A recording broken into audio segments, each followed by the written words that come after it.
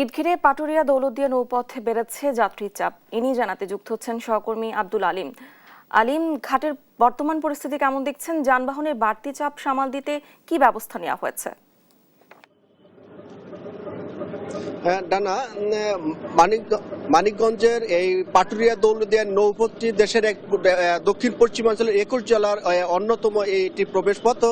এই ঢাকা-রিচা মহাসড়ক হয়েই কিন্তু এই যে 21 জেলার যে মানুষ এবং যানবাহন যায় সেগুলো এই নৌপথ দিয়েই পারাপার হয়ে থাকে। তো সকাল থেকে ঘাট এলাকায় অবস্থান করছি। তো এই ঈদে ঘরমুখো যাত্রীদের চাপ গতকাল বিকেল থেকেই কিন্তু বেড়েছে এবং তারা নির্বিঘ্নে এই ঘাট কিন্তু তারা পারাপার হতে পেরেছে। তো আমরা বিআইডব্লিউটিসি কর্তৃপক্ষ, জেলা প্রশাসন এবং পুলিশ প্রশাসনের সাথে কথা বলেছি। তারা যেটি বলেছেন যে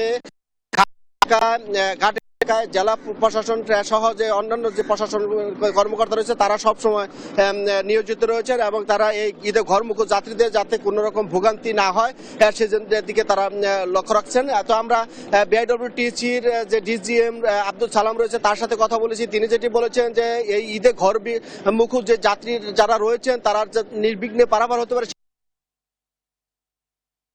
রেখেছেন এবং 30টি লঞ্চ দিয়ে তারা যাত্রী পারাপার করছেন। তো যাত্রীরা একটি অভিযোগ করেছেন, সেটি হচ্ছে গত বর্ষার সময় এই যে ফেরিঘাটের যে পন্টুনগুলো রয়েছে সেগুলো ভেঙে গিয়েছিল। এই ভেঙে যাওয়ার পরে সে পন্টুনগুলো পুরোপুরি সংস্কার হয়নি। তো মাঝে মধ্যেই খাবার ভ্যান যেগুলো রয়েছে সেই গাড়িগুলো মাঝে মধ্যেই ফেসে যায়, যে কারণে সামান্যতম ভোগান্তি হয়। কিন্তু ঈদে ঘরমুখো যাত্রীদের কিন্তু এই ফেরিঘাটে এলাকায় কিন্তু কোনো ভোগান্তি নেই এবং এই নির্বিঘ্নে তারা পরিবার পরিজনদের সাথে ঈদ করতে তারা নির্বিঘ্নে তারা বাড়ি ফিরতে পারছেন।